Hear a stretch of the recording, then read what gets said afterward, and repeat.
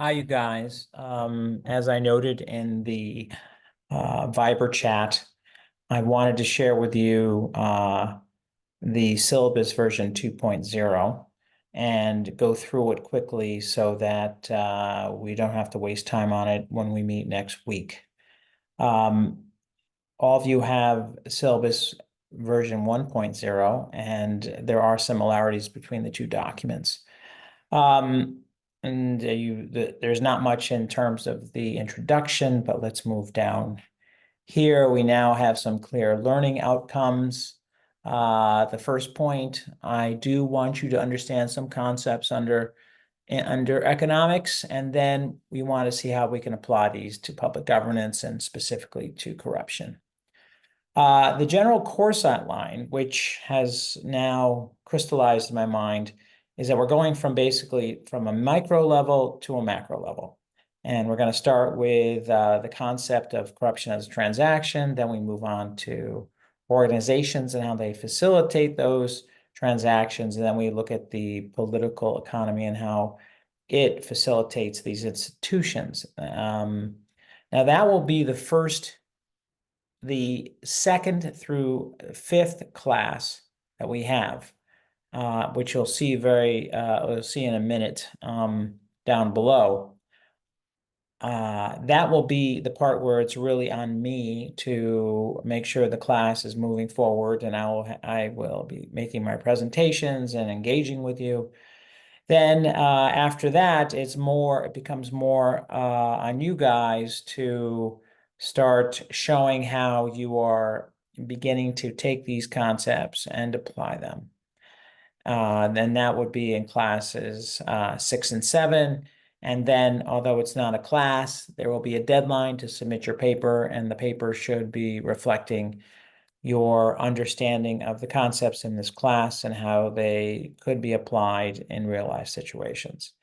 So I think this will be all more clear if I go through the class dates and my descriptions of them and the materials that you'll be responsible for prior to the class.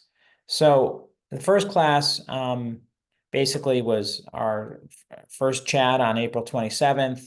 I think what I've written here is pretty clear on or pretty accurate with what we did.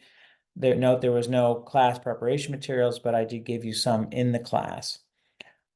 So this coming Saturday, we have topics that you can see here where we'll be focusing on economics, competition, and monopoly, and then corrupt actions as transactions.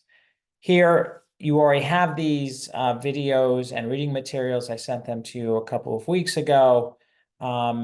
They should all be relatively user-friendly, and if there is some problems with it, please let me know. Moving down, oops, I closed things for a second. Moving down, we're now getting to the third class, which happens right after the week, right 2 weeks from now, essentially. And there we move to the the government agency level, which we use the paradigm of a firm to evaluate that or examine that. Again, you have some materials, mostly in this case, reading materials. There's no videos. Moving on to that, after that, we have the class 4 on July 6th, where we're taking a look at it from a political economy perspective, as well as public choice theory, and looking at issues about the distinction between corruption and lobbying. Here we have a combination of reading materials and videos. You'll see there's a Saul Levmore video that you saw a portion of earlier. You'll see that to the end. I think you'll find most of the videos here to be very both instructional and entertaining. August 5th, we move on to collective action and countervailing measures. And this is where we begin the transaction for you to start doing more of the presentations in the class. And the warm-up for that is for you to take one of the videos that affected you the most and basically explain why. Maybe grab a couple of screenshots and do a nothing more than a 5-minute presentation on why this might be important to you. Again, this is to make sure that we're doing things the correct way in terms of having students take the lead at times in the class, and to make sure technically we can do it correctly. Moving on to September 6th, this is where we are getting into the heavier student presentations. There you will be essentially coming up, well, you should, before September 28th, have come up with a pretty firm paper proposal. And you should be making that proposal to me and the class. And you'll see below there is some grading on how that is done. As you note, there is no, as you will note, there's no quizzes in this particular course. And I'm going to have to go heavy on this, on the class participation as a means of supplementing the evaluation I will give you in addition to the paper. So we'll talk about this more for sure, but the key here is before September 6th, between the period between August 33rd and September 28th, is the time for you to really put some effort into trying to choose what your paper is. And I can help you individually. We can talk about it in class, but the choice of topic is really, really important here. If you don't have the right topic, you'll bang your head against the wall, and you will be very frustrated no matter how good a writer or researcher you are. So let's think hard about that and bring something really substantial to class 6 on September 28th. If you end up doing this a little bit right beforehand, and you slap something together and say, this is what I'm thinking about, and then it's a little bit half-baked, you won't be able to get the good, firm feedback from us on it, and specifically from me.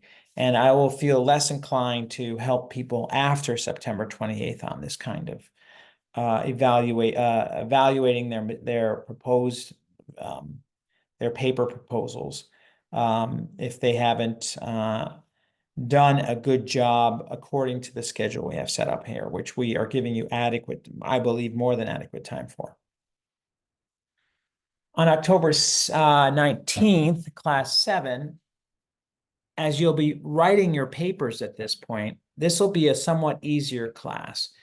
What we're going to be doing is pretending that we're in some sort of major international conference where we have amazing speakers. We have Francis Fukuyama, John Stewart, and Professor Matthew Stevenson. And you guys, as now experts, will be expected to both sit on a panel, a video panel, and also when you're in the audience, respond or ask questions about these things. We need to work this out a little bit more, but I will probably play the role of the speaker. And remember, let's get it clear first. You will be watching the videos offline before the class. And, what we're doing here in the class is taking it at the point where the speakers are done. I will put on the role when, if necessary, of being the speaker and perhaps responding to some things. But the goal here is for the panelists, which will be you, to respond in depth about a particular one of the, or maybe more than one of the videos, depending on how many people are actually in the course at that point.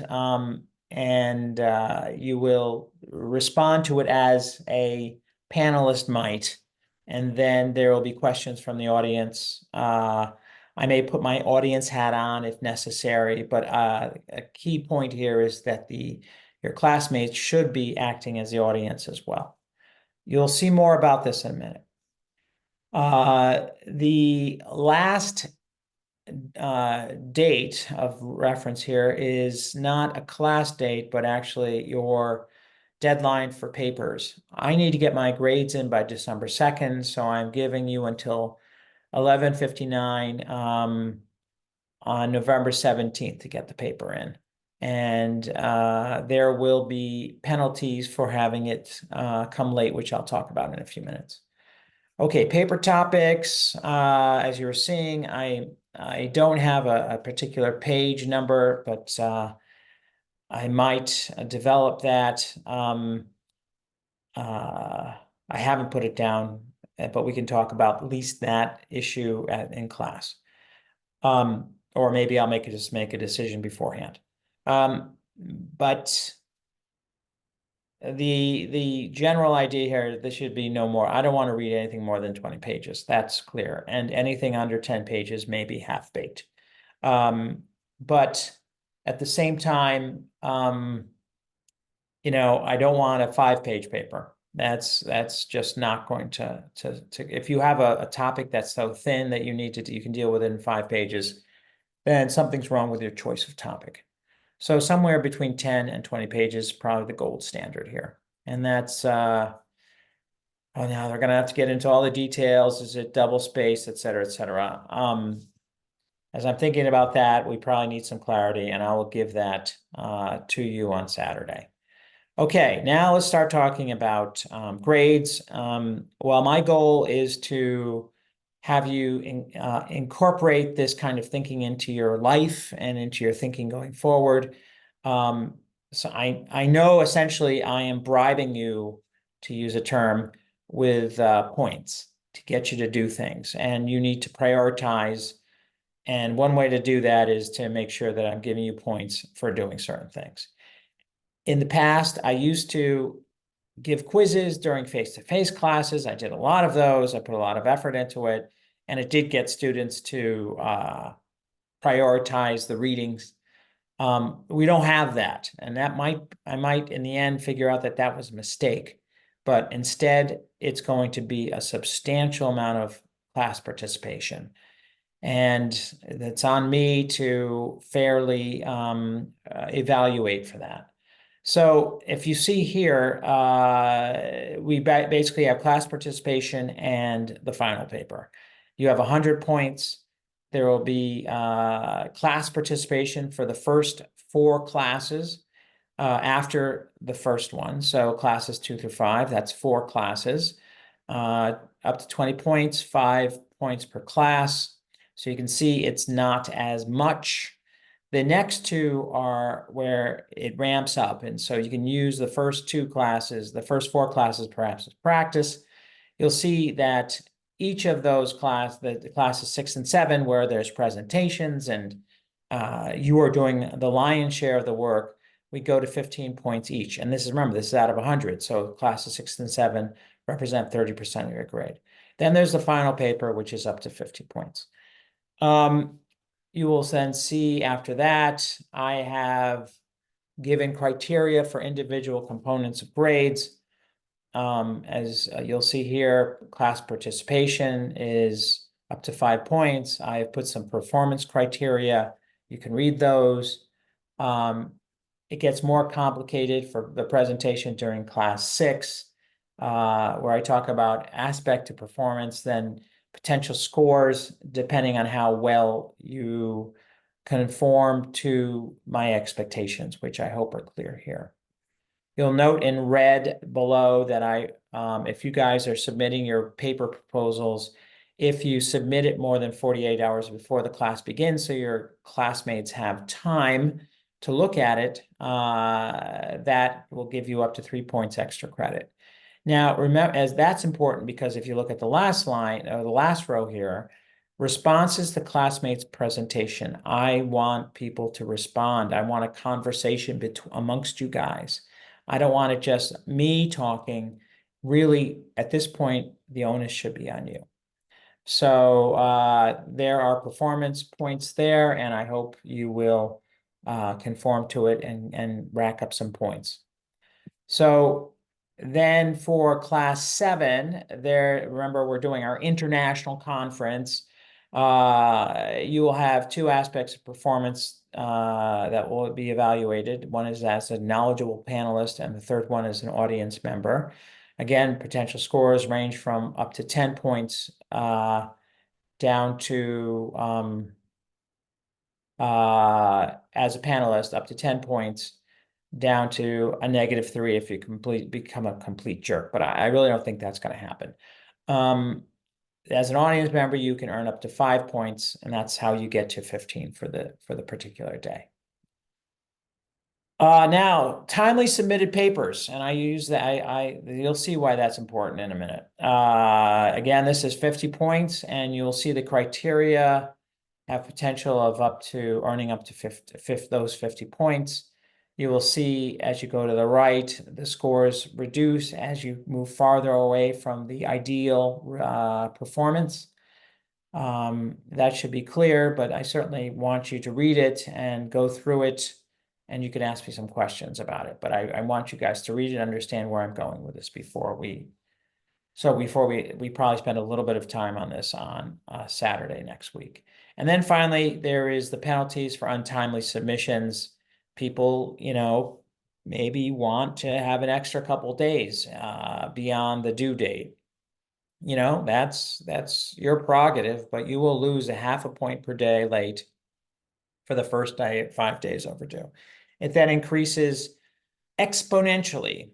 It'll be 1 point per day for the next 5, 2 points per day for the next 5, and doubling every 5 days until it no longer matters whether you submit it. So there certainly are incentive, which I believe I have built into this setup. So granted, this is version 2.0. I am open to reasonable adjustments of it, but I've put a lot of effort into it, and I believe it's pretty close to a final document. But as I said, I want to give you guys as much chance to look this over. Now, you'll be earning your first 5 points in this class via the class participation. So if you really have some trouble with that, let me know via Viber. And, the best thing would be to share it with everybody as well. So unless there's some personal reason. If you can't make the class, then you can't earn points. So make sure you're there. Anyhow, that's where it is. I'm going to stop recording this in a moment, and then put this onto YouTube and share with you a link. So you should be seeing all this in Fiverr very soon. As we say in some Middle East countries, inshallah, or Lord willing. So you'll be hearing this soon, and I'll be talking to you all on Saturday next week. Bye for now.